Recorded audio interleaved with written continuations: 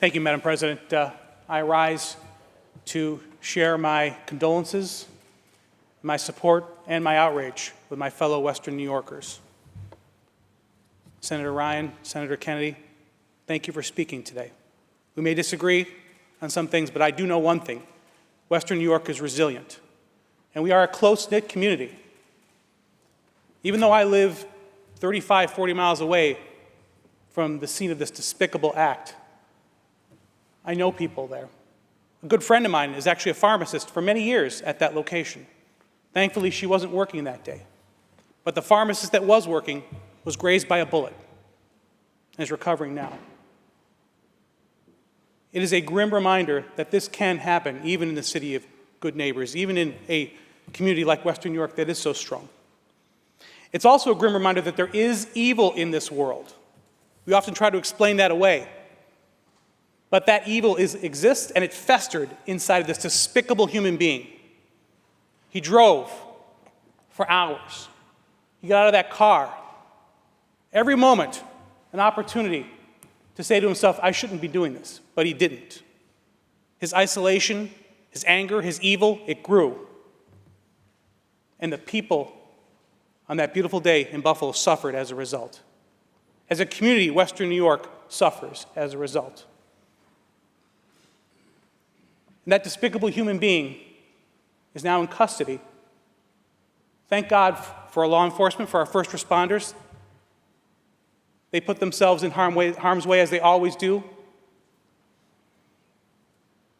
I honestly only wish he would have pulled that trigger when he put that gun under his neck. It would have saved us, even though it wouldn't have gotten some answers, it would have saved a lot more grief, quite frankly. A retired police officer who probably knew at that moment that his life was going to come to an end. Did he turn tail and run? No. He fired shots at a man wearing armor that he knew would likely not strike. But he did it anyway, because he was going to do his part. And he is indeed a hero. We as a society have devalued life. We've allowed our children to be hateful, to live in a virtual world. And that is why this evil has continued to fester. And we can make excuses and we can be political, but the reality is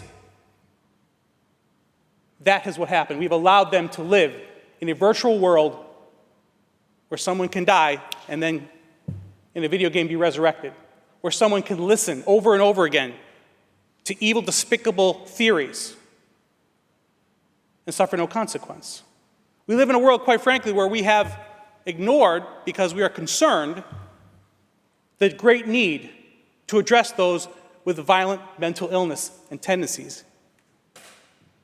We've shut down hospitals to deal with that. We've shut down observation beds. We've actually said we don't want to give mental health professionals the opportunity to take a little more time to evaluate someone to see if they are dangerous enough that they should be held.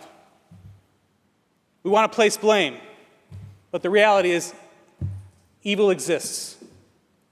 And until we recognize the fact that we are allowing that evil to fester, this will not come to an end. My friends and neighbors in Western New York, we will do as we always do. We will rally. We will set aside our differences and we will help one another. That's already happening. We've seen that. It will continue.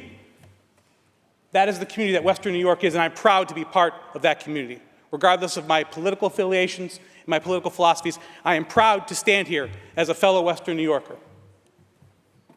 So, Madam President, we move forward now. The pain that drives us, I hope, will help lead us to a better future. Thank you.